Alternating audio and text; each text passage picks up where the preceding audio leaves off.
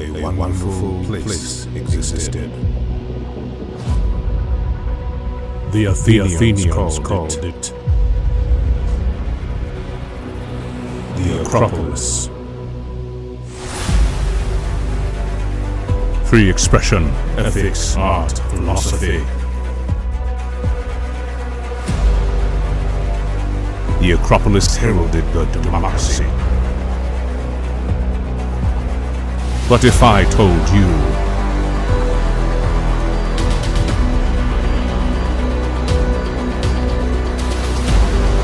the Acropolis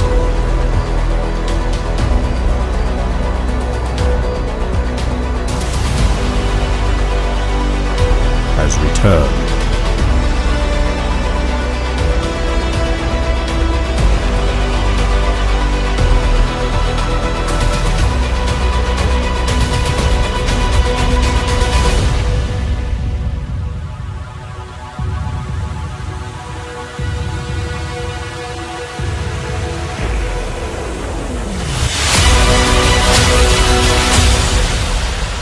Acropolis News.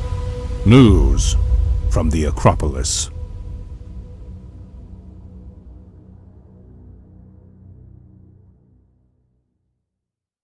Let's begin the hashtag Men2 movement. My name is Trevor Brown, and you're watching The Trevor Report. Hello, everyone, and welcome back to The Trevor Report. Let's jump right on into it. Before we get started, let's take a look at this video. This video is awesome. This video is great. It's a little bit under 30 seconds. It's 1 second under 30 seconds. So misleading title, Freedom Tunes. Anyway, this Freedom Tunes video is it's actually kind of cool. It's very funny. This is the third time I've watched it because I watched it once and then it made me laugh really for a while for a solid 30 seconds, funny enough, and then I watched it again because I was just like, wait, what? After I finished laughing, so I'm going to do it on here. It's still funny. It's hilarious. What are you doing? Bro, we live here. You can't demolish this place. Calm down. I just want to destroy the first floor. You want to destroy? The whole thing will come down. That's the slippery slope fallacy.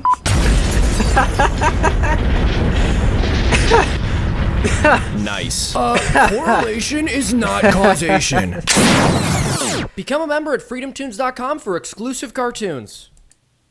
Yeah. I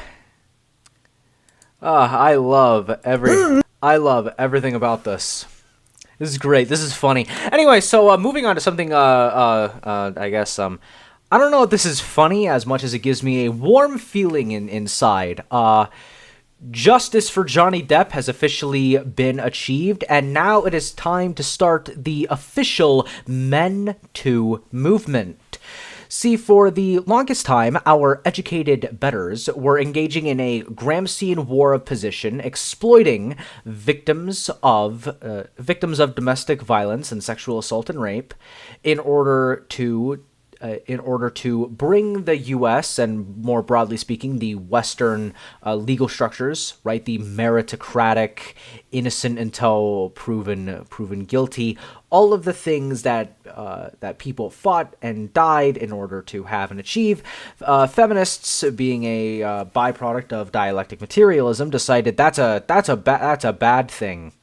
That's a bad thing. Women should just be believed in all places and all times because women aren't human. Women are, in fact, these special angels who can do no wrong. Well, you know what? Here's a high-profile example of why that's not true. Now, not all women are feminists. In fact, I would go so far as to say that there is a distinction that you can make between a feminist and a woman. A feminist is basically is basically the female equivalent of an incel, whereas a woman is not an involuntary celibate.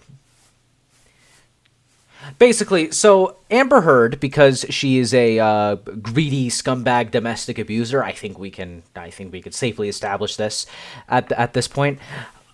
She basically lost because, well, Johnny Depp had some evidence, and to be fair, Johnny Depp, having that sort of Hollywood lifestyle, being a Hollywood celebrity like Johnny Depp and Amber Heard, they both are incapable of managing their vices, and that is just the lifestyle that Hollywood celebrities engage in. It's unfortunate. Like, that's the rule for the majority of them. Okay, there are some exceptions, like there are exceptions with anything. Okay, but the majority of the bell curve, as it were, among Hollywood celebrities is that they cannot control their vices. However, there seems to be two different camps. Johnny Depp seems to be someone who's, how can I put this without, screw it, I don't care. Johnny Depp comes across as more human, and he comes across as more human because he's basically a flawed person,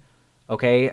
But at the end of the day, he's still trying to be moral and trying to be a virtuous person, and that's perhaps why 4 of Johnny Depp's like ex-girlfriends, fiancés, and wives, or whatever, I didn't look too much into it, like came to his defense, is because Johnny Depp is a moral, virtuous person who has difficulty controlling his vices. Now, in an Aristotelian sense, that would mean he's not a virtuous person, and as someone who is a firm believer in Nicomedean ethics, Johnny Depp's not a moral person, but at least he tries to be a moral person. And that is why Johnny Depp's response comes across as more human.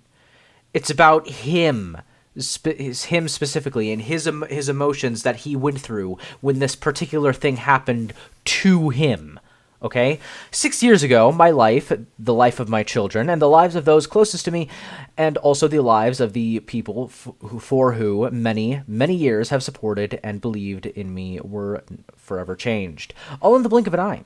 False, very serious, and criminal allegations were levied at me via the media, which triggered an endless barrage of hateful content, although no charges were ever brought against me.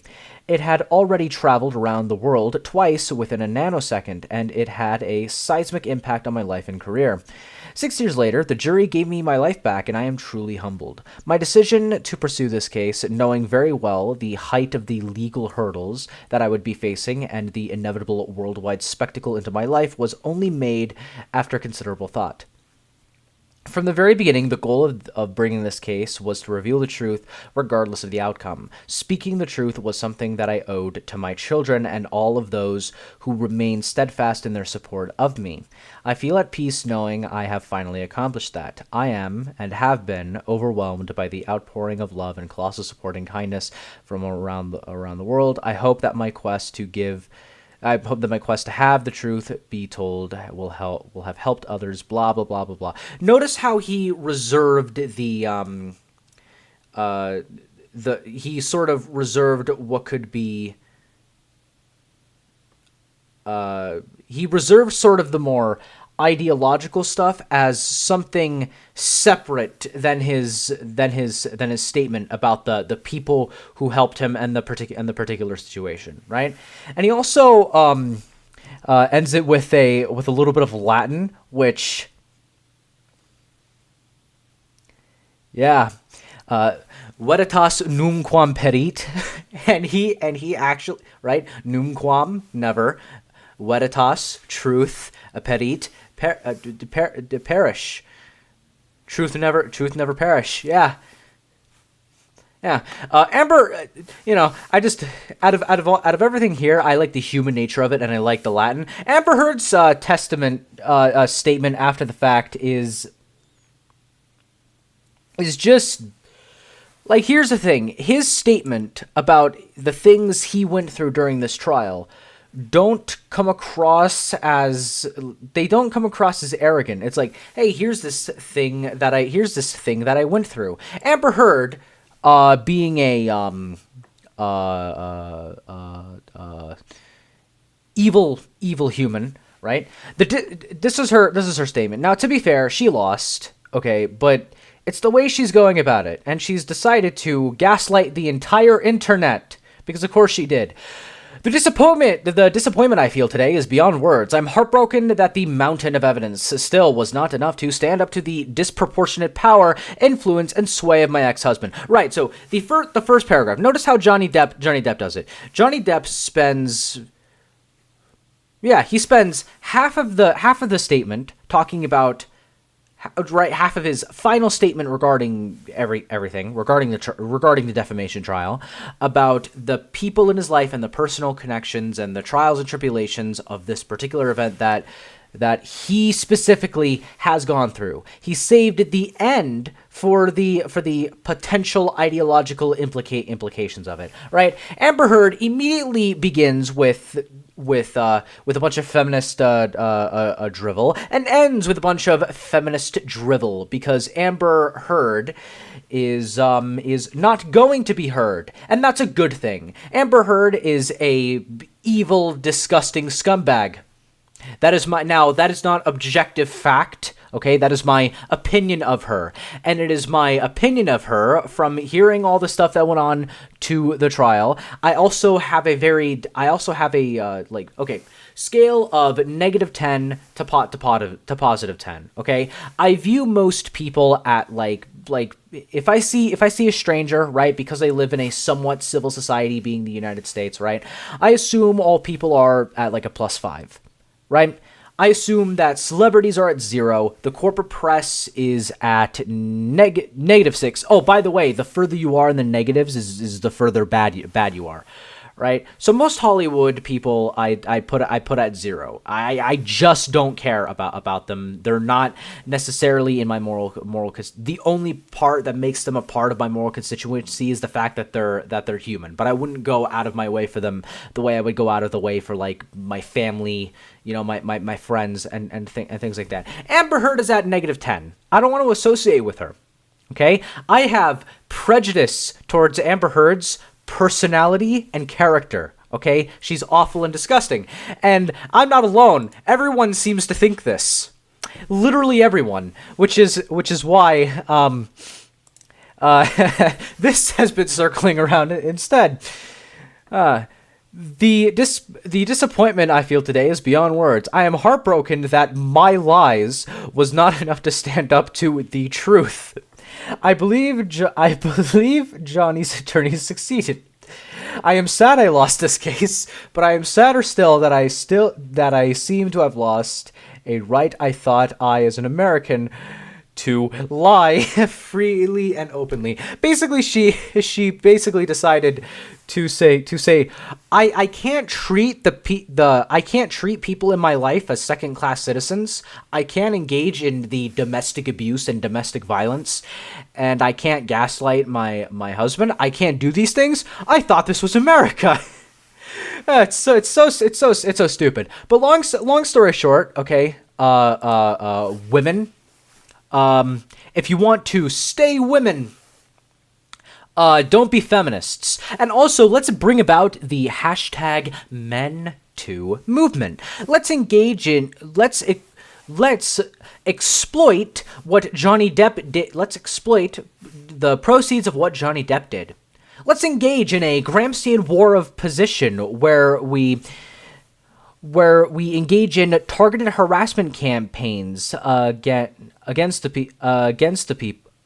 people who we've decided are intrinsically evil because they have the wrong pair of genitals in between their legs. Look, I'm being facetious. Don't do this. As I've said over and over and over again, the only reason you would engage in a Gramscian war of position is if you want to subvert liberal democracy, and that's a bad thing. Don't do that. That's actually very cringe, very, very not based. But like, if the situation was reversed, if Johnny Depp had lied, let's say, because here's the thing, Amber Heard was saying that like Johnny Depp like shoved a wine bottle up her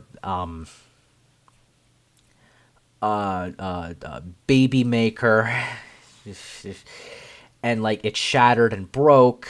I've had the same piece of makeup thing and I use it every time he'd hit me to cover up my bruises, and like the makeup company was like, that thing came out in 2017, this stuff happened in 2014, shut up. And it's just so gross, it's so disgusting. If the roles were reversed, okay, and the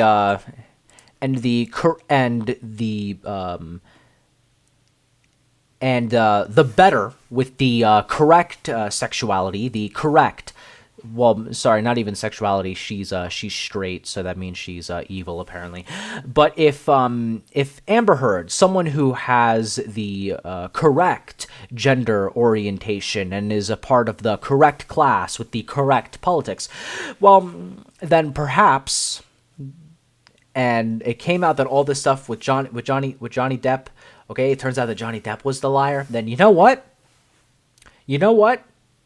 People would be on our side. People would be doing that Gramscian war position that I was referring to. And it's because #men2. This is where I'm being serious. #men2. It's time to stop treating men as second-class citizens. And I'm being fully serious about this, okay? If men and women are equal, okay, then that means, okay? Hear me out for a moment. Okay? If a woman is raped, it takes a while for her to recover. She views herself differently. If she lives in an Islamic country, she's treated differently. Right? She's viewed as like damaged goods or whatever in these kind of countries. Right? What does a false rape accusation do for men? What a false rape accusation does for men is it takes them a while to recover, if they recover from it at all. What else does a false rape accusation do? And this goes for like domestic violence and sexual assault as well. What do false accusations against men do? They get treated as damaged goods in society. They're treated as second-class citizens forever. A false rape accusation, when proven false, and assuming it's done in a criminal court instead of a civil court. This is handled in a civil court. It's a civil suit, so obviously it happened in a civil court. But if this happened let's say, what if a man? Okay, what if we treated victims of false rape and assault allegations were given proper justice? What if victims of false rape and sexual assault allegations, right? What if the perpetrators received the same sentences as rapists and pedophiles? What if they got a similar sentence? Now, to be fair, it has to be a provably false thing. It has to be without a shadow of a doubt. It can't just be it can't be the feminist equivalent, right? The Me Too, where it's just an absolute travesty of justice in all places and all times. What if we did that? What if we did not allow an infrastructure of false benevolence to treat human beings as second-class citizens, right? Because here's the thing: if a woman came up to me, if one of my female friends, I have very, very few, but if one of my female friends came up to me and said, "Hey, I've just been raped," I'd like to be able to believe her. Okay?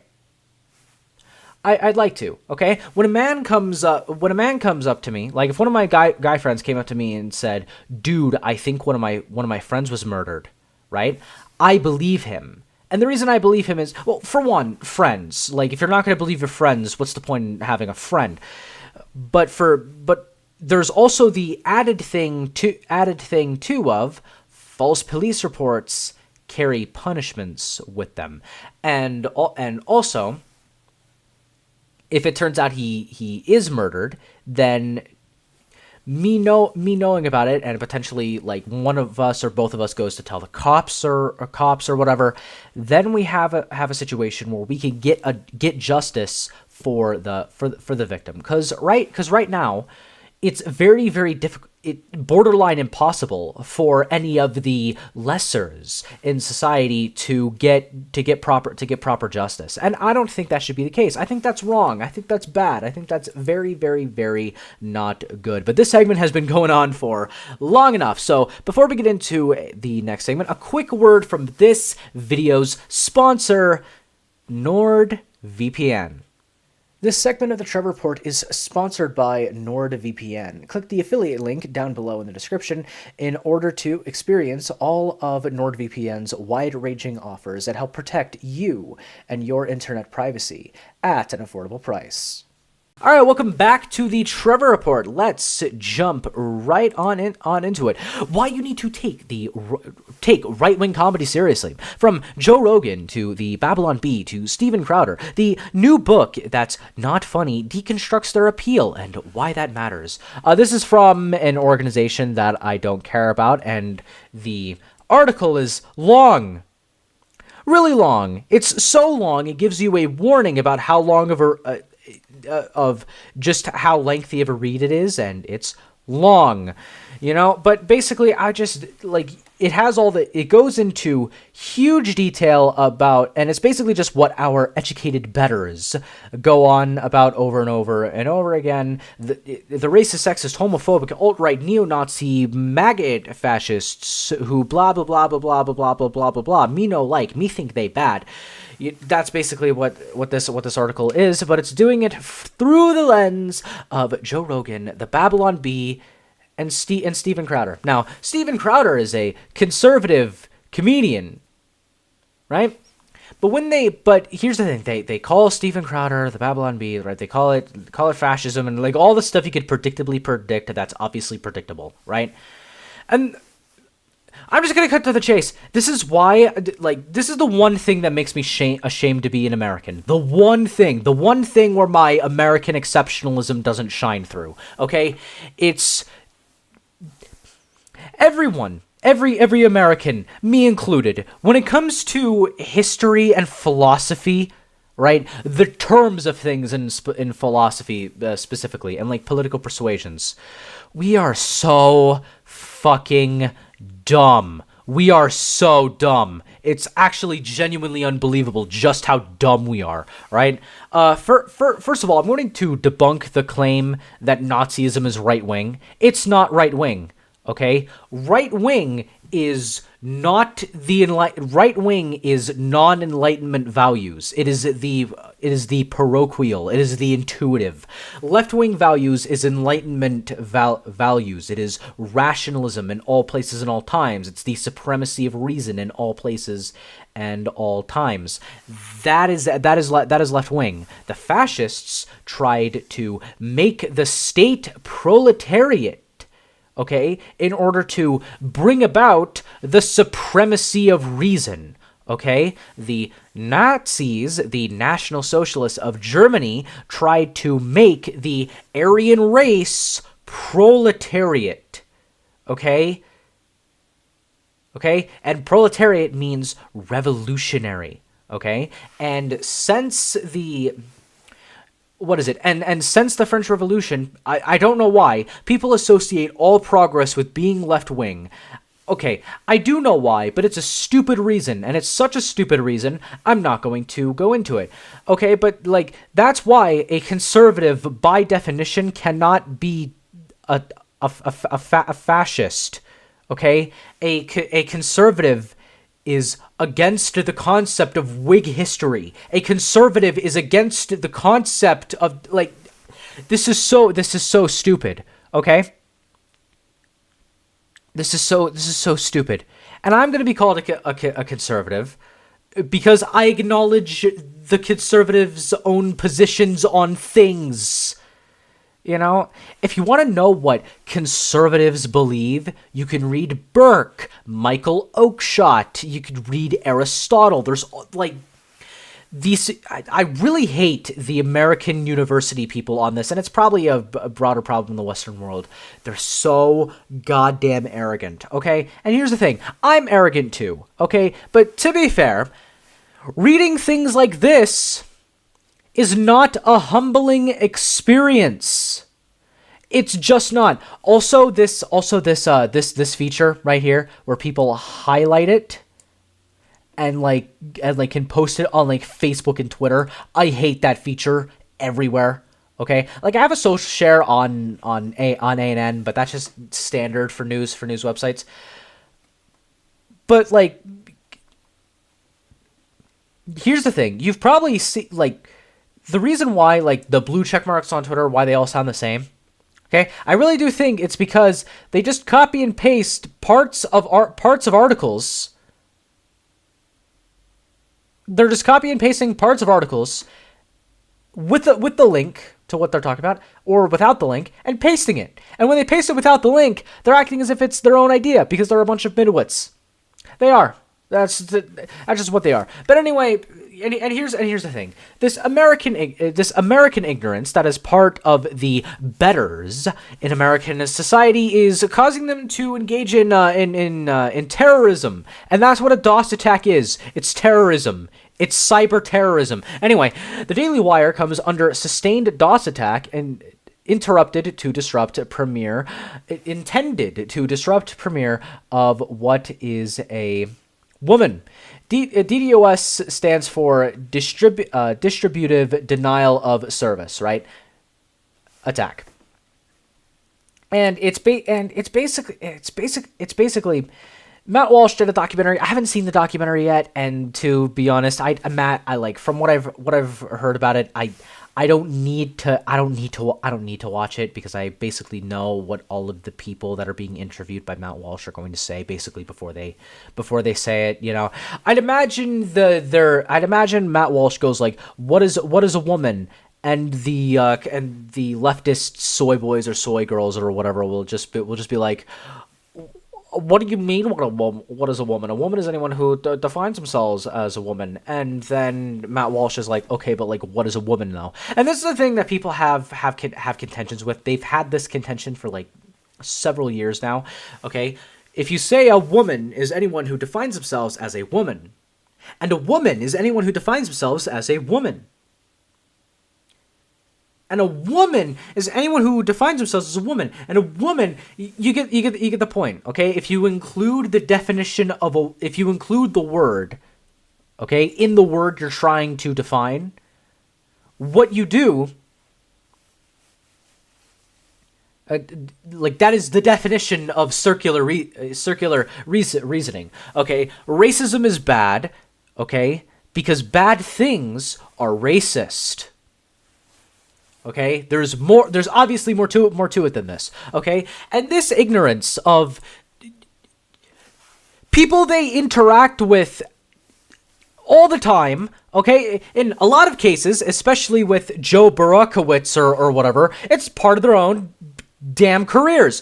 Trudeau proposes stricter new gun laws for Canada. Less than a week after the Uvalde, Texas massacre, Canada Prime Minister Justin Trudeau announced a proposal to regulate guns even further. So anyway, as the resident American who has a decent understanding of geography, okay, so there's Uvalde, Texas, right about here, and then 2,000 miles away, Trudeau's like, "Man, that thing in Texas, that thing that happened in a different country that I have no jurisdiction over because I am the prime minister of a different country. I wonder if what I could do about this. I know what I can do. I know what I should do. I'm gonna ban the private sale of handguns in all places at all times. And I'm going to ban handguns because in Texas, a rifle was used.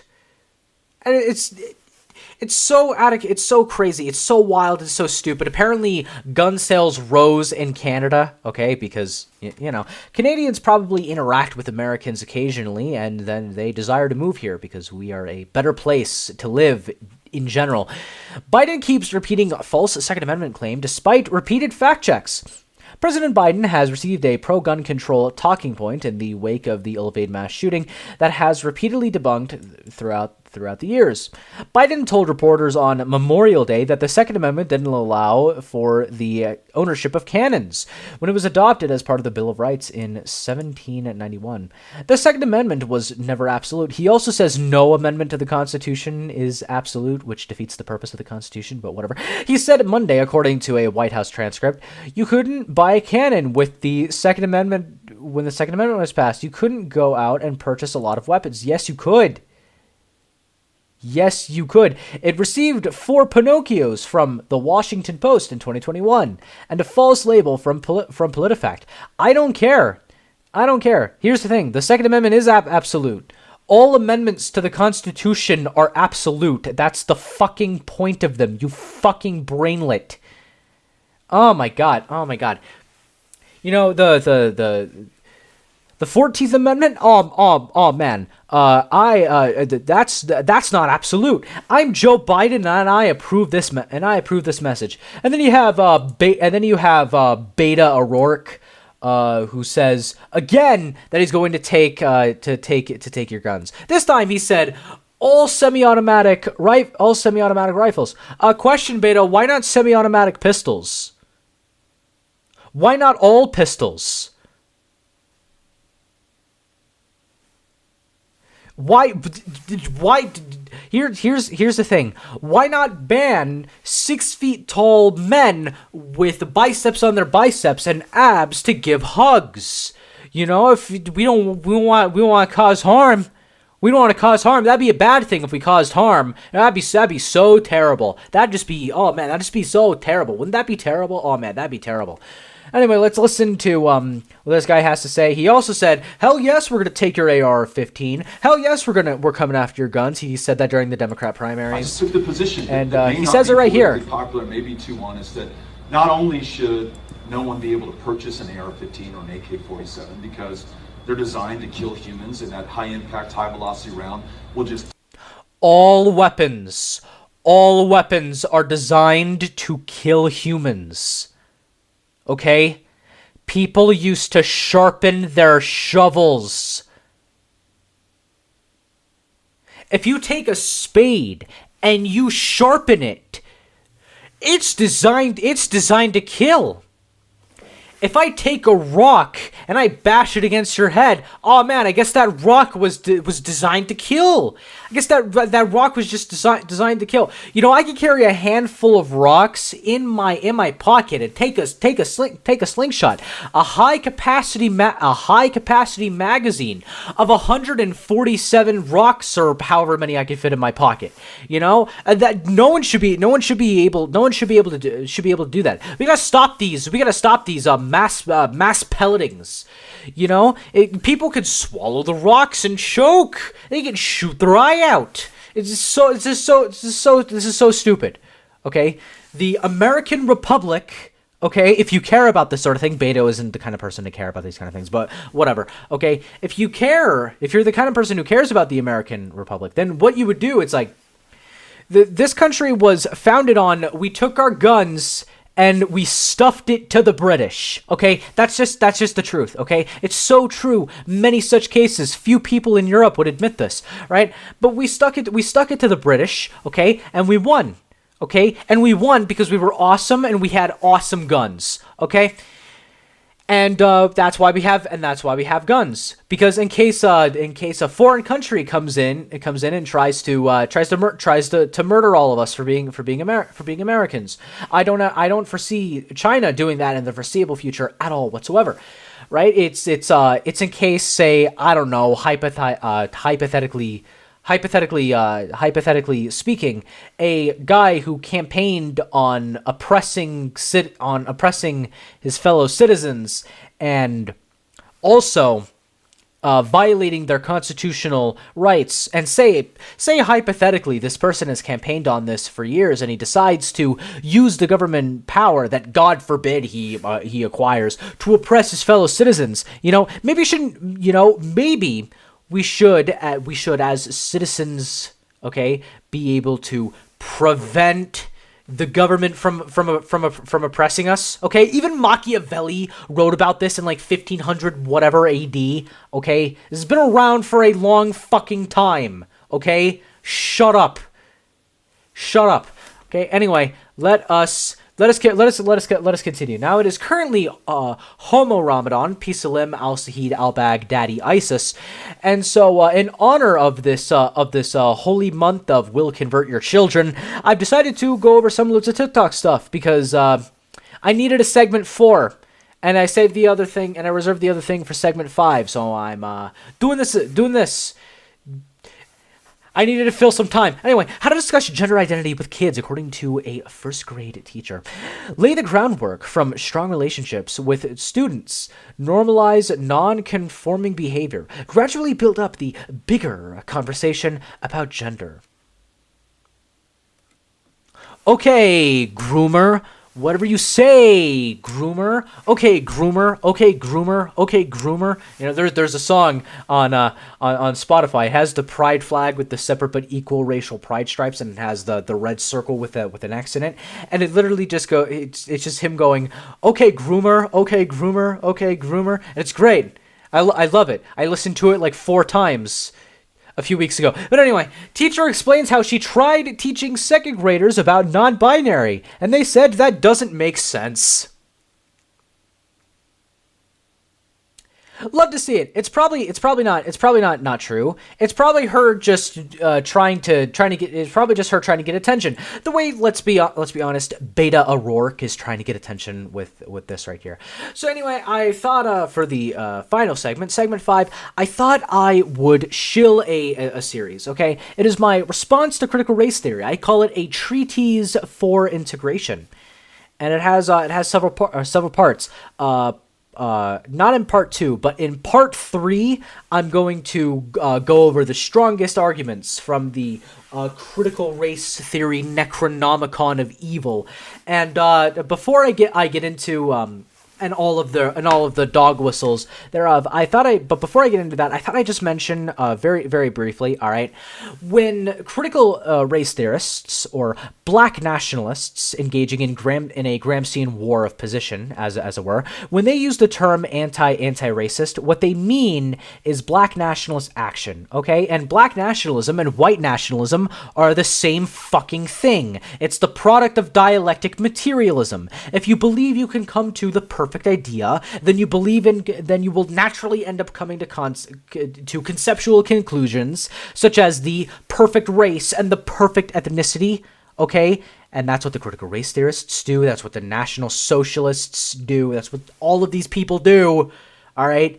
They go into their little socialist spirals, and when their socialist spiral inevitably fails, they become either gender Puritans or racial Puritans, and that's just how it works. America seems to be going down the gender Puritan side more than the critical race theory side, and to be honest, the gender Puritan stuff is easier to attack because it's gross. So anyway, look, Andres Segovia, you're very smart. You're very smart. You're very cool. It's why I invited you to the Acropolis affiliate program, because you're a cool dude, and I invite cool dudes to the Acropolis affiliate program. Basically, that's just how it works. But when you say, but the term anti-racist, okay, this is Kimberly Crenshaw's expansive and restrictive view of racism. The anti-racist position that the critical race theorists have, that is the expansive view of racism, where you could be guilty of racism just by being born. And then there's the restrictive view of racism, which is the classical liberal view of racism, or just the people who are concerned with reason and logic's view on within a court system, their view on racism, where you have to commit a racist action with prejudice, like. And they even admit this too when they say racism is prejudice plus power, because what they're implying is people will use their power along with their prejudice to engage in a racist act.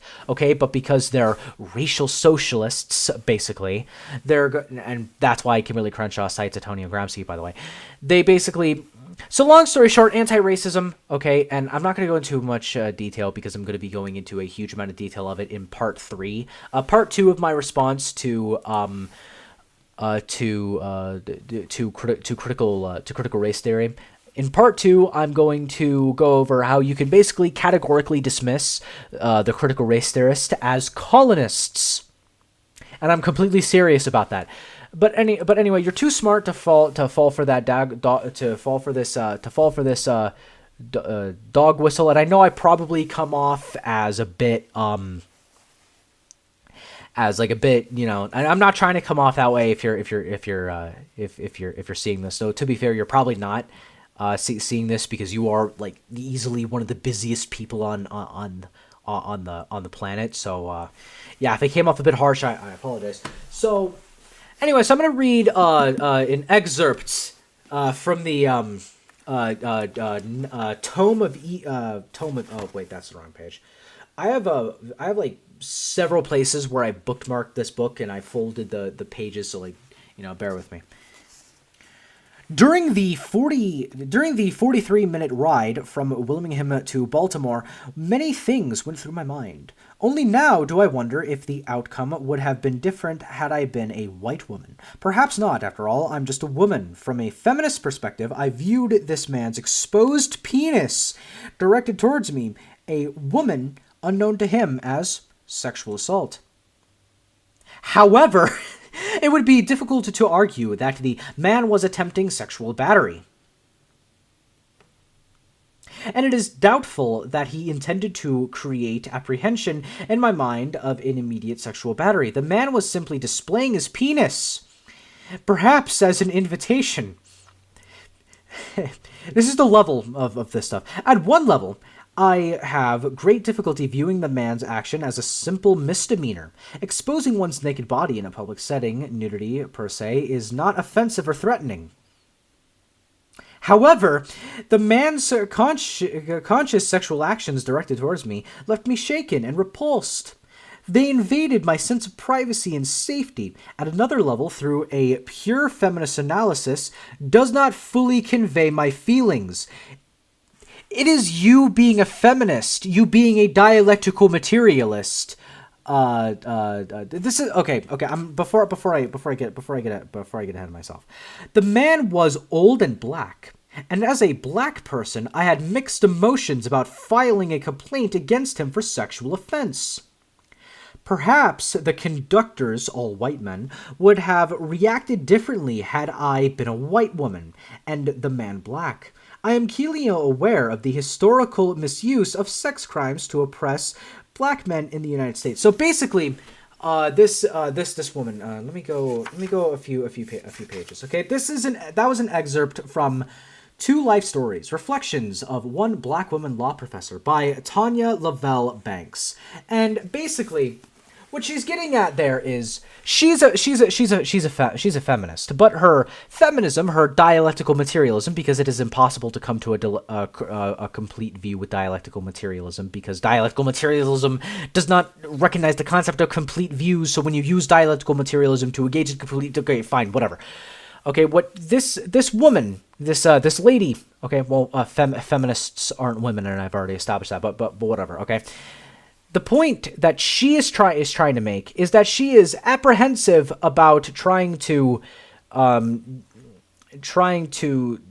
use the law to make it to punish someone engaging in something that she, as a feminist, considers a sexual assault. Now, you can consider that sexual assault without being a feminist, but whatever, fine. But the reason she's apprehensive is because the perpetrator has the correct skin color, so she doesn't want to do anything. She doesn't want to do anything to her abuser. She was apprehensive, and she's also claiming that like people didn't believe her because she also had the wrong skin color. It's like, that's obviously not true. Shut up. That essay that I was talking, that excerpt from the essay, all right, the essay itself came out in like the 70s or whatever. Okay, it's obvious. Sorry, maybe late set. No, wait. Is it from part 3? No, it's not. It's not in part 3. It's in.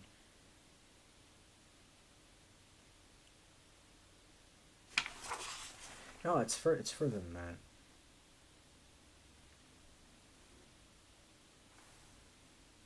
Oh, it's in part 5. Yeah, this is long after critical race theory as a term has been acknowledged. And well, I hope you, the viewer, have gotten a lesson on why critical race theory is a bunch of bullshit. Anyway, in the meantime, my name is Trevor Brown, and you just watched the Trevor Report. Do click the Linktree that I was forced to make by myself down below in the description, because Linktree banned my Linktree for opposing black nationalism. So I made my new one down below in the description. This video is sponsored by Acropolis News Network, the world's first fully independent media organization that is powered by Liberty platforms, peer-to-peer advertising, and cryptocurrency. On Acropolis News Network, we have a different standard of journalism. We allow anonymous reporting like Project Veritas. We also have a few anonymous reporters. Not going to say how many of them there are, and I'm not going to say who they are because they're, anonymous. But more importantly, if you subscribe to a membership subscription onto Acropolis News Network, not only will you get access to a ton of premium content that'll be coming out very soon, and a bunch of premium content that's already available on the site right now, you will also help fund our fully independent journalism and our academic contributions to society.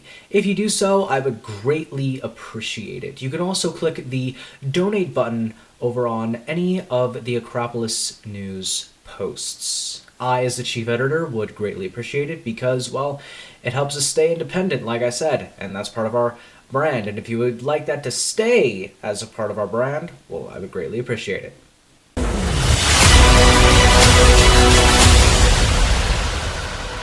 Acropolis News.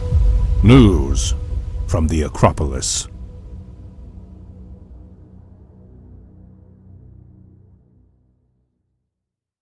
All of you brilliant viewers out there, my name is Trevor Brown. I am the editor-in-chief of Acropolis News Network because I can give myself whatever name and title I want because I own it. You could go to theacropolisnews.com, or you could go to ThisJustTrevor on whatever Liberty platform is your choice. Except for the ones I'm not on because I haven't seen them pretty much.